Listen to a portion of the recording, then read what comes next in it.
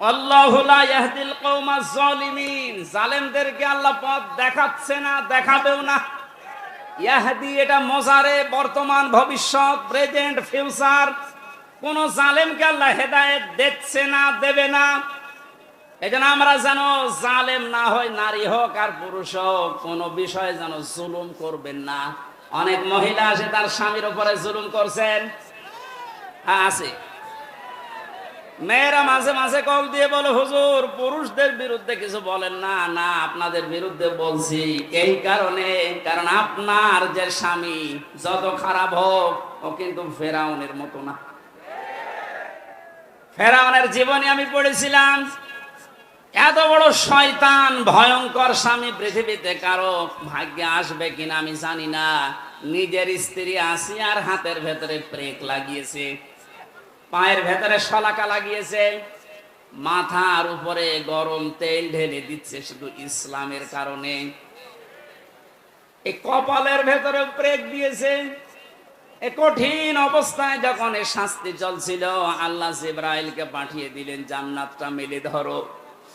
হযরতে জিবরাইল এসে যখন জান্নাত দেখালেন, হযরতে আসিয়া ডাক দিয়ে বলেছিলেন, মাবুদ তুমি আমার জন্য জান্নাত পাঠিয়েছো, আমি জান্নাত চাই না, আমি চাই তুমি যেখানে থাকো ওই জায়গায় একটা ঘর আমার জন্য বানিয়ে দাও, যেন সব সময় তোমাকে দেখা যায়। দ্বিতীয় নম্বর, একটু ভালো করে মেয়েরা, এটাই আপনার ওয়াজ। দ্বিতীয় নম্বর তিনি বলেছিলেন, অনাজ্জিনি মিন ফিরআউনা ওয়া আমালিহি ওয়া নাজ্জিনি মিনাল কওমিজ জালিমিন। সূরা তাহরিমের 12 নম্বর আয়াত।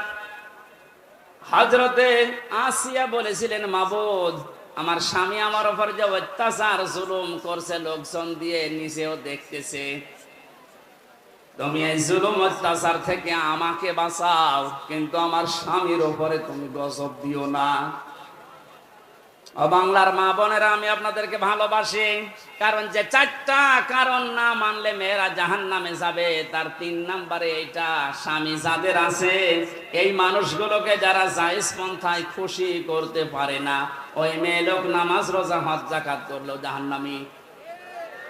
অনেকে এটা হয়তো বোঝেন না, বা বোঝার পরও না জেনে না বুঝে ভুল করছেন। আপনাকে আমি থামার জন্য বলছি। এই পৃথিবীতে সবচাইতে বড় মেহমান আপনার জন্য আপনার স্বামী। আমি যে উদাহরণ দিলাম, যে এই মহিলার মতো এত বড় ভয়ঙ্কর স্বামী দুনিয়া